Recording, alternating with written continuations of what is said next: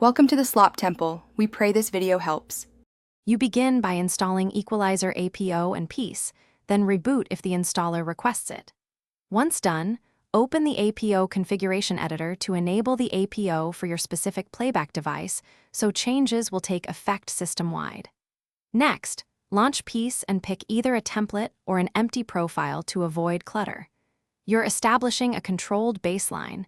This avoids layering presets from other apps. Make sure Peace is set to the same device you enabled in Apo before adjusting any filters. You now add EQ bands in Peace to target frequencies. Start with a low shelf for bass and a high shelf for brightness, then place peak filters for problem tones. Adjust bandwidth or Q, use narrower Q for surgical cuts and broader Q for musical boosts. Once you set a band, sweep its frequency while playing reference audio to hear the effect.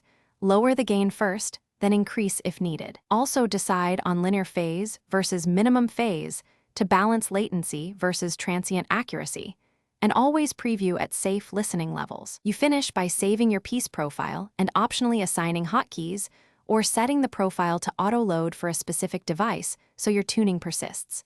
Then validate your changes with a measurement microphone or trusted reference tracks to ensure you improved clarity and balance. If something goes wrong, no sound or changes not applying.